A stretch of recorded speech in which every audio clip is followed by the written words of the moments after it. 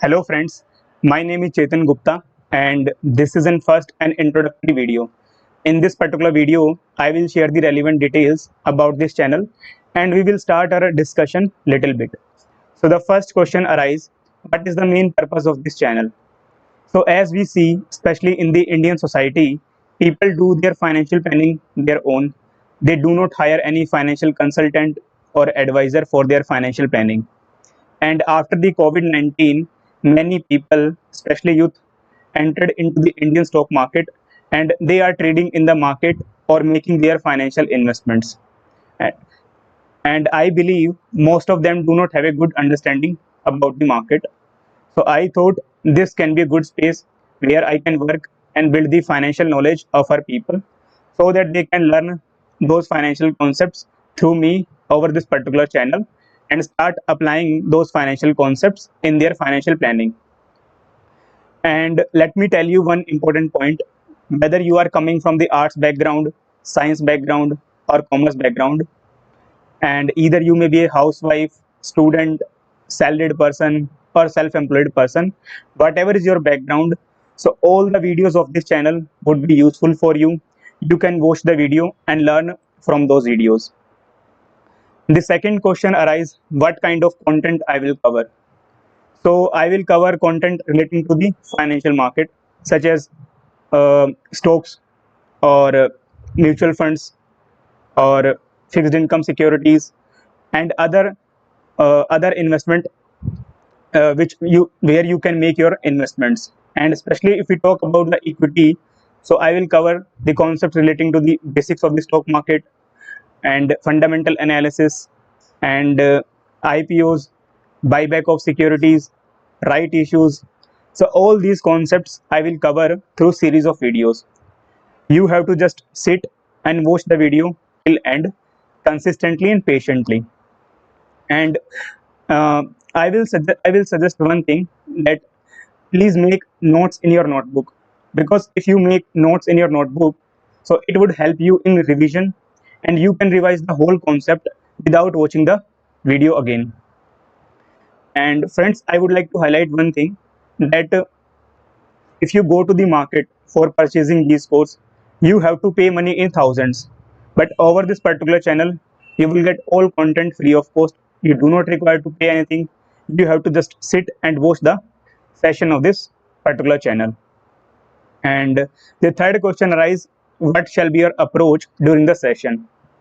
So I will explain the concept with examples in a theoretical way, and after that I will try to give you the practical exposure of the concept, how we practically apply a particular concept in the real world.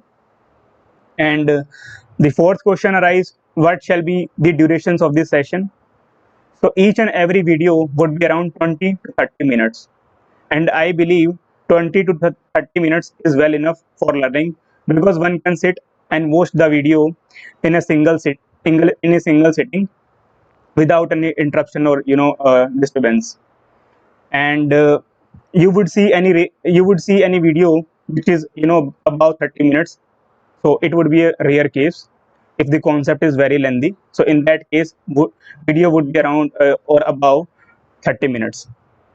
And if we talk about the language, so I will use mix of Hindi or English, and because majorly audience understand Hindi well, so I will use mix of Hindi or English language during our session. So this is all from my side, and this was an overview of this particular channel. And if you have any query or questions which you want to ask from me, you can put your query or questions in the comment sections. I will try to solve these questions as soon as possible. So since today our first session, so let's start our discussion. Since today is our first session, so I will cover each and everything from the very scratch. Okay, assuming you do not have a basic knowledge or you don't know anything about the stock market. And if जिन लोगों को पता है कि stock market क्या होता है, अगर थोड़ी बहुत नॉलेज भी है, तो उनके लिए मैं सिंपली इतना ही बोलूँगा कि please do watch the video till and, and after watching the video you will definitely find some value addition in your existing knowledge. Okay, let's start our discussion. So जब भी हम कुछ डिस्कस करें, तो always think from the business point of view, because वो आपको help करेगा concept को अच्छे से समझने के लिए, और you will get a good command और clarity over the concept. So since we are talking about business, so let's start our discussion from the business. Okay, so there is a company named Expert Limited. अब Expert Limited जो है वो कोई business शुरू करना चाहती है. अब हो सकता है कोई वो ट्रेडिंग का बिजनेस शुरू करे, या फिर कोई मैन्युफैक्चरिंग का बिजनेस शुरू करे, या फिर कोई सर्विस प्रोवाइडर का बिजनेस शुरू करे. अब जिन लोगों को नहीं पता है कि ट्रेडिंग का बिजनेस क्या होता है, तो मैं सिंपलिसिटी के लिए बता देता हूँ कि ट्रेडिंग का बिजनेस का सिंपल मतलब है कि आप सप्लायर से प्रोडक्ट परचेज करते हो और रिटेल कस्टमर को सेल करते हो, like a shopkeeper. So expert limited भी ट्रेडिंग का बिजनेस शुरू करेगी. ओके, अब ट्रेडिंग का बिजनेस उसे एक्सपर्ट लिमिटेड को ट्रेडिंग का बिजनेस शुरू करने के लिए उसे 10 लाख रुपए की रिक्वायरमेंट है. अब हम लोग अज्यूम कर रहे हैं कि एक्सपर्ट लिमिटेड को 10 लाख रुपए चाहिए. अब हो सकता है कोई भी बिजनेस शुरू करने के लिए आपको 1 लाख रुपए की रिक्वायरमेंट हो, 5 लाख रुपए की रिक्वायरमेंट हो, 25 लाख रुपए की रिक्वायरमेंट हो, 50 लाख रुपए की रिक्वायरमेंट हो, तो वो कुछ भी हो सकती है. सिंप्लिसिटी के लिए हम लोग 10 लाख रुपए जो है अज्यूम कर रहे हैं. अब इन 10 लाख रुपए को टेक्निकली हम लोग क्या बोलते हैं, इसको बोलते हैं कैपिटल. तो कैपिटल वो अमाउंट ऑफ मनी होती है जो आपको चाहिए होती है कोई भी बिजनेस शुरू करने के लिए. ओके एंड ओके, अब कंपनी एक्सपर्ट लिमिटेड को लगता है कि किसी भी एक इंडिविजुअल पर्सन के लिए 10 लाख रुपए देना इजी नहीं होगा, बिकॉज ये काफी बड़ी अमाउंट होती है. तो कंपनी एक्सपर्ट लिमिटेड क्या करती है, वो इस 10 लाख रुपए की कैपिटल को स्मॉल पार्ट्स में डिवाइड कर देती है, और उन स्मॉल पार्ट्स को हम लोग टेक्निकली क्या बोलते हैं, उसको हम लोग बोलते हैं शेयर्स. अब शेयर्स क्या होते हैं, शेयर्स शेयर्स टेक्निकली वो स्मॉलर पोर्शन होता है कैपिटल का, जिसके अंदर हमारी टोटल कैपिटल डिवाइड होती है. अब हर एक शेयर की एक वैल्यू होती है, हो सकता है वो 1 रुपए का हो, 2 रुपए का हो, 5 रुपए का हो, 10 रुपए का हो. ये कंप्लीट कंपनी की डिस्क्रेशन होती है कि वो 1 रुपए का फेस वैल्यू फिक्स करना चाहती है, 2 रुपए का, 5 रुपए का या 10 रुपए का. लेकिन अब अगर आप प्रैक्टिकल वर्ल्ड में जाओगे, आप नॉर्मली देखोगे किसी भी एक शेयर की वैल्यू 10 रुपए होती है. तो हम लोग भी 10 रुपए अज्यूम कर लेते हैं. अगर मुझे 10 लाख रुपए की टोटल शेयर जो कैपिटल है उसको डिवाइड करना है 10-10 रुपए के अंदर, तो मुझे कितने शेयर्स क्रिएट करने होंगे, तो मुझे 1 लाख जो शेयर्स हैं वो क्रिएट करने होंगे टोटल जो 10 लाख रुपए की कैपिटल को डिवाइड करने के लिए. ओके, एंड कंपनी जो एक्सपर्ट लिमिटेड है उसे तो सिंस बिजनेस शुरू करना है, तो वो क्या करती है, वो ऐसे लोगों को फाइंड आउट करना शुरू करती है कि जो लोग बिजनेस के अंदर पैसा लगाने के लिए इंटरेस्टेड है. अब कंपनी एक्सपर्ट लिमिटेड को एक बंदा मिल भी जाता है जो कि पैसा लगाने के लिए इंटरेस्टेड है. उसका नाम क्या है, चेतन. चेतन जो है एक्सपर्ट लिमिटेड के अंदर 10 लाख रुपए लगाने के लिए इंटरेस्टेड है, सॉरी 1 लाख रुपए लगाने के लिए इंटरेस्टेड है. अब क्वेश्चन ये आता है कि वो 1 लाख रुपए क्यों लगाने के लिए इंटरेस्टेड है, बिकॉज उसकी कैपेसिटी 1 लाख रुपए की होगी, इसलिए वो 1 लाख रुपए लगाने के लिए इंटरेस्टेड है. ओके, अब सिंस चेतन जब 1 लाख रुपए लगाने के लिए इंटरेस्टेड है, तो वो क्या करेगा, कंपनी को 1 लाख रुपए देगा. अब कंपनी ने सिंस उससे 1 लाख रुपए रिसीव किए हैं, तो क्या करेगा, अब कंपनी तो उसे बदले में कुछ देगी, तो कंपनी क्या करती है, उसे 1 लाख रुपए की वैल्यू के शेयर्स देती है. सिंस एक शेयर्स की वैल्यू 10 रुपए है, तो 10,000 शेयर्स की वैल्यू कितनी हो गई, 1 लाख रुपए. ओके, अब जब कंपनी जब ये शेयर्स देती है वो किस फॉर्म में देती है, तो वो देती है सर्टिफिकेट की फॉर्म में, और उस सर्टिफिकेट को हम लोग क्या बोलते हैं, शेयर सर्टिफिकेट. इस शेयर सर्टिफिकेट के ऊपर कंपनी ये लिख कर देती है कि चेतन ने 10,000 शेयर्स परचेज किए हैं 10 रुपए ईच के हिसाब से, और किस दिन परचेज किए हैं उस दिन की डेट इस पे मेंशन होती है, और चेतन जो है अब 10,000 शेयर्स कंपनी के होल्ड करता है. तो इस तरह कंपनी डिफरेंट लोगों से डिफरेंट अमाउंट रेस करती है, और इस तरह अपनी जो कंपनी जो है टोटल 10 लाख रुपए रेस कर लेती है. अब हम लोगों ने अज्यूम किया है कि चेतन ने सिर्फ 1 लाख दिए हैं. कंपनी क्या करेगी, डिफरेंट लोगों को अप्रोच करेगी, और जो जितना पैसा लगाने के लिए इंटरेस्टेड है उनसे उतने पैसे लेगी, और उनके बदले में उतनी वैल्यू के उसे शेयर्स दे देगी. सिंस कंपनी ने जो है 10 लाख रुपए शेयर्स इश्यू करके रेस किए हैं, तो इसको हम लोग टेक्निकली क्या बोलते हैं, इसको हम लोग टेक्निकली बोलते हैं शेयर कैपिटल. ओके, अब चेतन जो है, चेतन के पास 10,000 शेयर्स हैं बिकॉज उसने परचेज किए हैं. हम लोग ऐसे भी बोल सकते हैं कि चेतन जो है has a 10% stake in the company expert limited. क्यों, बिकॉज चेतन जो है कंपनी के 10,000 शेयर्स होल्ड करता है out of 1 lakh shares. Okay, और सिंस चेतन जो है 10,000 शेयर्स होल्ड करता है, तो उसको हम लोग क्या बोलेंगे टेक्निकली, शेयर होल्डर. ओके, अब समटाइम्स आपने ये भी सुना होगा, जो कंपनी के जो ओनर होते हैं, जो मालिक होते हैं, वो उनको अल्टीमेट शेयर होल्डर्स जो होते हैं उनको अल्टीमेट ओनर बोला जाता है।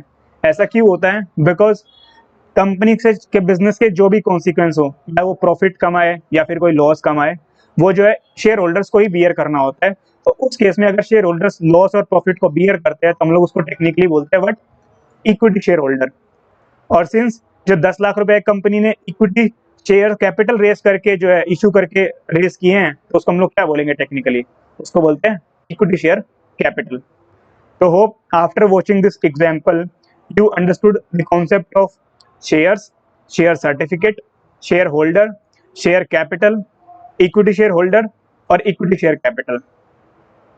So before we proceed, let me ask one question from you, that have you ever heard and know about the financial market? What is financial market? Have you ever heard and know? So let's think for a second and try to answer me. So hopefully most of you have not ever heard and know about the financial market. Okay, so let's continue our discussion. So let's suppose there is a person named Chetan Gupta, and Chetan wants to purchase a cell phone. अब उसे एक cell phone purchase करना चाहता है, ठीक है, और let's suppose वो आईफोन परचेज करना चाहता है। चेतन क्या करेगा? अगर चेतन को आईफोन परचेज करना है, वो सिंपली जाता है, वो कहाँ पे, अमेजोन की वेबसाइट पे, वहाँ पे अपना ऑर्डर प्लेस करता है और पेमेंट करता है, और अमेजोन जो है उसे 3 to 5 डेज के अंदर जो है उसके प्रोडक्ट की डिलीवरी कर देता है। That is the simple method. Although he can purchase from the offline market, but right now I am not considering offline market because that is not relevant for our discussion. Okay. अगर मान लो चेतन को shares purchase करना हो तो क्या होगा? चेतन shares purchase करना चाह रहा है, तो चेतन क्या करेगा? चेतन जाएगा स्टॉक एक्सचेंज की वेबसाइट पर, स्टॉक एक्सचेंज के प्लेटफॉर्म पर। अब ये स्टॉक एक्सचेंज है, ये है BSE। इंडिया के अंदर 2 स्टॉक एक्सचेंज है, वन इज द NSE और BSE जो कि रिकॉग्नाइज्ड स्टॉक एक्सचेंज है, और भी बहुत सारे मल्टीपल स्टॉक एक्सचेंज है जो कि स्टेट लेवल पे है, बट हमारे डिस्कशन के लिए BSE और NSE रेलिवेंट है, तो मैं BSE को ही अभी ले रहा हूँ एग्जाम्पल के लिए। ओके, अब चेतन को मान लो अगर शेयर्स परचेज करना है किसी भी कंपनी का, तो चेतन क्या करेगा? स्टॉक एक्सचेंज जो BSE है इसकी वेबसाइट पे जाएगा और अपना ऑर्डर प्लेस कर देगा, भाई मुझे शेयर्स परचेज करने हैं, और जो भी इसे पर्टिकुलर कंपनी के शेयर्स परचेज करने हैं वो वहाँ पे जाके सिंपली अपना ऑर्डर प्लेस कर देगा। अगर अब सिंस चेतन ने शेयर्स प्लेस किया ऑर्डर, और BSE जो है उसे T+1 डेज में उसकी डिलीवरी कर देगा। अब T+1 डेज को एक बार सिंपलिसिटी में समझ लेते हैं। जिस दिन आपने ऑर्डर प्लेस किया उस दिन उसे क्या बोलते हैं? ट्रेडिंग डे बोला जाता है। T stands for trading day, and +1 day मतलब next day you will get the delivery of your product, which is nothing but shares in our example. Okay, so T+1 days Chetan get the delivery of this shares. Okay, so what Chetan did? Chetan simply went to the stock exchange website and placed his order for the purchase of shares. Okay, so in our example जो platform है NSE और BSE का, वो nothing but like an online market, like in our previous example of Amazon. BSE अपना एक exchange का जो है प्लेटफॉर्म दे रहा है, आप वहाँ पे ऑर्डर प्लेस कर सकते हो और अपने जो है प्रोडक्ट परचेज कर सकते हो। सो जो स्टॉक एक्सचेंज है वो क्या है? वो nothing but the part of financial market. Sir क्या बोला? फिर से रिपीट करना। Stock exchange is nothing but the part of financial market. Sir मुझे समझ नहीं आया। इसका सिंपल सा मतलब ये है, फाइनेंशियल मार्केट जो होता है वो एक ब्रॉडर टर्म है in comparison to stock market. Sir कैसे? क्योंकि स्टॉक मार्केट में हमने सिर्फ शेयर्स की डीलिंग करते हो, सिर्फ इक्विटी रिलेटेड सिक्योरिटीज को ट्रेड करते हो, बट अगर मुझे मान लो डेट सिक्योरिटीज में इन्वेस्ट करना है तो मैं क्या करूंगा? तो मैं कहीं और जाऊंगा किसी दूसरे प्लेटफॉर्म पे, उसको हम लोग क्या बोलते हैं? उसको हम लोग बोलते हैं मनी मार्केट। तो रिपीट, एक्चुअली जो फाइनेंशियल मार्केट है हमारा, उसके 2 पार्ट्स होते हैं। Number 1 is the capital market and number 2 is the money market. अब इन दोनों में डिफरेंस क्या होता है तो एक बार थोड़ा सा समझ लेते हैं। कैपिटल मार्केट में आप equity related ownership related securities में ट्रेड करते हो, और मनी मार्केट में आप लेंडर्स, जिसको बोलते हैं कि उधार में पैसा देना, लाइक बैंक, वहां पे उसी सिक्योरिटीज में ट्रेड करते हो। ओके, और अगर आपको लॉन्ग टर्म के लिए जाना है तो आप कैपिटल मार्केट में जाओगे, अगर आप शॉर्ट टर्म के लिए जाना चाहते हो अप टू नेक्स्ट 1 ईयर तो आप मनी मार्केट में जाओगे, और अगर आप हाई रिस्क लेना चाहते हो you will go to the capital market. और आप अगर आप कम रिस्क लेना चाहते हो कि भाई हमें तो सिर्फ एक फिक्स्ड रेट ऑफ रिटर्न मिलता रहे, हमें ज्यादा रिटर्न नहीं चाहिए, हमें प्राइस में जो है ऊपर नीचे नहीं चाहिए, तो आप कहाँ जाओगे, आप मनी मार्केट जाओगे। यानी मनी मार्केट के अंदर भी बहुत सारी सिक्योरिटीज होती है। तो right now I am only considering 2 securities, one is the corporate bond and the second one is the treasury securities.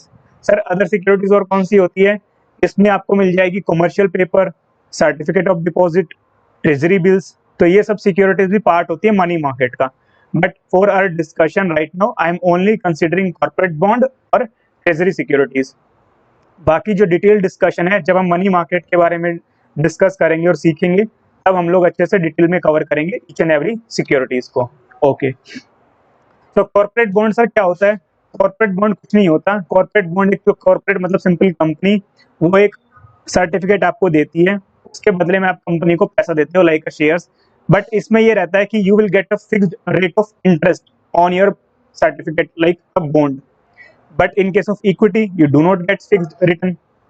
And जो अगर आप किसी कंपनी का बॉन्ड परचेज कर रहे हो you will gate fixed rate of return, और उनकी जो मैच्योरिटी होती है वो लिमिटेड हो सकती है, हो सकता है 5 साल की मैच्योरिटी हो, 10 साल की मैच्योरिटी हो। मैच्योरिटी मतलब लाइफ ऑफ द बॉन्ड। अब जो कॉर्पोरेट बॉन्ड में जो रिस्क होता है वो कम होता है इन कंपैरिजन टू इक्विटी। अगर हम इक्विटी के कंपैरिजन में क्यों करें? Okay, so this is the whole of concept of corporate bond. And we talk about treasury securities. Treasury securities nothing but the securities issued by the central bank of the country or the central government of the country, उनको बोला जाता है treasury securities।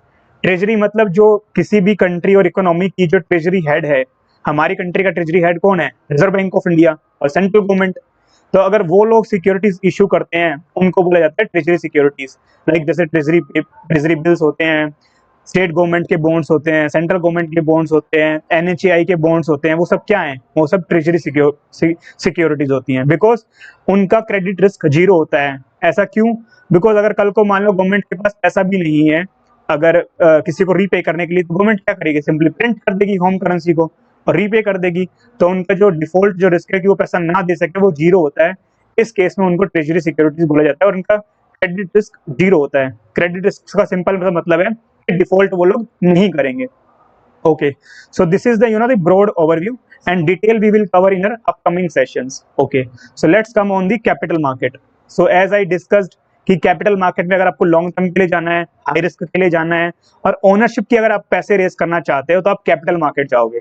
अब capital market के भी 2 part होते हैं, one is the primary market and second one is the secondary market. Secondary market को कॉमन लेमन लैंग्वेज में स्टॉक मार्केट और शेयर मार्केट भी बोला जाता है। पहले सेकेंडरी मार्केट को ही डिस्कस कर लेते हैं बिकॉज वो छोटा सा कॉन्सेप्ट है। सेकेंडरी मार्केट में क्या होता है, जो स्टॉक्स ऑलरेडी और शेयर्स ऑलरेडी लिस्टेड हैं ऑन द स्टॉक एक्सचेंज की वेबसाइट के ऊपर और स्टॉक एक्सचेंज के प्लेटफॉर्म के ऊपर, उनके अंदर आप सेल परचेज कर सकते हो। जैसे हम लोग कोई भी जाके एक रिलायंस का, टाटा का कोई भी स्टॉक्स परचेज करते हैं, वो नॉर्मली हम स्टॉक सेकेंडरी मार्केट के थ्रू परचेज करते हैं। ठीक है, अब सेकेंडरी मार्केट में भी 2 सिक्योरिटीज होती हैं, एक होती है इक्विटी शेयर्स और दूसरे होते हैं प्रेफरेंस शेयर्स। हमने जो प्रीवियस एग्जांपल डिस्कस किया था जिसमें चेतन ने 10,000 शेयर सब्सक्राइब किए थे, वो एग्जांपल था इक्विटी शेयर्स का। ऐसा क्यों? क्योंकि इक्विटी शेयर्स वो शेयर्स होते हैं जो अल्टीमेटली बियर करते हैं बिजनेस के कॉन्सिक्वेंस को। अगर बिजनेस प्रॉफिट कमाएगा तो सबसे उनको हिस्सा मिलेगा, अगर लॉस कमाएगा तो भी वही बियर करेंगे। लेकिन प्रेफरेंस शेयर्स का क्या होता है? प्रेफरेंस शेयर्स को एक फिक्स्ड रेट ऑफ डिविडेंड मिलता है, जैसे कॉर्पोरेट बॉन्ड के अंदर फिक्स रेट ऑफ इंटरेस्ट मिलता है। बट यहाँ पे डिफरेंस इतना है कि प्रेफरेंस शेयर्स का नंबर जो बॉन्ड होल्डर के बाद में आता है, पहले बॉन्ड होल्डर का नंबर आता है। अब बोलेंगे कि सर प्रेफरेंस शेयर्स में कोई क्यों पैसा लगाना चाहेगा? बिकॉज उनको प्रेफरेंस चाहिए but they want ownership as well. और समटाइम्स प्रेफरेंस शेयर्स को ये भी ऑप्शन होता है कि वो बाद में जाके इक्विटी शेयर्स में कन्वर्ट करवा सकते हैं, जिनको हम कन्वर्टिबल प्रेफरेंस शेयर्स बोलते हैं। अब उसका बेनिफिट ये है, कल को उनको लगा कि यार बिजनेस बढ़िया चल रहा है तो इक्विटी में कन्वर्ट करा लो, तो इसलिए लोग जो है इंटरेस्टेड हो जाते हैं प्रेफरेंस शेयर्स में इन्वेस्ट करने के लिए। ओके, अगर वोटिंग राइट्स की बात करें तो इक्विटी शेयर्स के पास वोटिंग राइट्स होता है बिजनेस के डिसीजन लेने के लिए, लेकिन प्रेफरेंस शेयर्स के पास ऐसा कुछ जो है वोटिंग राइट्स नहीं होता है। ओके, अब let's come on the primary market. So primary market में 3 आते हैं, one is the IPO, second one is the private placement and third one is the FPO. अब आईपीओ क्या होता है? Most of you are aware about the IPO, so but I will discuss overview, I will take the overview of the IPO. So over IPO में क्या होता है? IPO में जब भी कोई कंपनी, पब्लिक कंपनी अपने शेयर्स पब्लिक को ऑफर करती है तो उसको बोलते हैं आईपीओ। ये फर्स्ट टाइम होता है जब कोई भी कंपनी अपने शेयर्स पब्लिक को ऑफर करती है। और प्राइवेट प्लेसमेंट में क्या होता है? प्राइवेट प्लेसमेंट में भी शेयर्स पब्लिक को ही ऑफर किए जाते हैं, but to a limited number of person. IPO में क्या है? मैं पूरी like population of the country को बोल रहा हूँ, क्या आओ हमारे शेयर्स सब्सक्राइब करो। बट प्राइवेट प्लेसमेंट में मैं ओनली फ्यू सिलेक्टेड लोगों को बोलूंगा जिनको मुझे पता होगा कि आओ मेरे कंपनी के शेयर्स में पैसा लगाओ। एफपीओ का मतलब क्या होता है? एफपीओ का सिंपल सा मतलब है, जो कंपनी ऑलरेडी पब्लिक ऑफर कर चुकी है बट उनको न्यू पैसे चाहिए, और पैसे चाहिए, हो सकता है वो बिजनेस की ग्रोथ के लिए चाहिए, हो डेट को रीपे करने के लिए, कोई भी पर्पस हो सकता है, उसके लिए अगर उसे नए पैसे और पैसे की रिक्वायरमेंट है तो प्राइमरी मार्केट में जाती है एफपीओ रूट के थ्रू, जिसको फुल फॉर्म होती है follow on public offer. Okay, अब इसके अंदर भी जो है, अगर कोई भी कंपनी प्राइमरी मार्केट के थ्रू अगर पैसा रेज करती है तो वो 3 तरह से रेज कर सकती है। या तो हो सकता है वो फ्रेश इश्यू ऑफ शेयर्स हो, इसमें कंपनी क्या करेगी? न्यू शेयर्स इशू करती है पब्लिक इन्वेस्टर्स को और सम लिमिटेड पर्सन को, और लोग सब्सक्राइब करते हैं और कंपनी को पैसा मिलता है। हो सकता है ऑफर फॉर सेल हो। ऑफर फॉर सेल में क्या होगा? जो कंपनी के ऑलरेडी एग्जिस्टिंग शेयर होल्डर्स हैं वो लोग अपना स्टेक पब्लिक को बेचना चाहते हैं।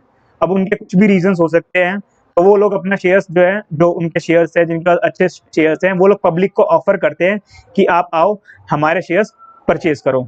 और बोथ हो सकता है, या तो वो फ्रेश इशू हो या फिर ऑफर फॉर सेल हो। So this is the whole concept of financial market. यहाँ पे मैंने सिर्फ एक ब्रॉड ओवरव्यू ही कंसिडर किया है, बिकॉज हम लोग ये सब चीजें एक एक करके डिटेल में चेक करेंगे। आप में से कुछ लोगों को आईपीओ और इक्विटी शेयर्स के बारे में ऑलरेडी पता होगा, but for just I take the overview, and हम लोग जो है ना बाद में इनको डिटेल में डिस्कस करेंगे। Okay, so this was an overview of this channel, and hopefully you found some good insights and additions in your existing knowledge. And if you really love the content, so stay over this channel and watch the upcoming sessions. We will continue our discussion in the next session, and so this is enough for today, and thanks for watching this video. Bye bye.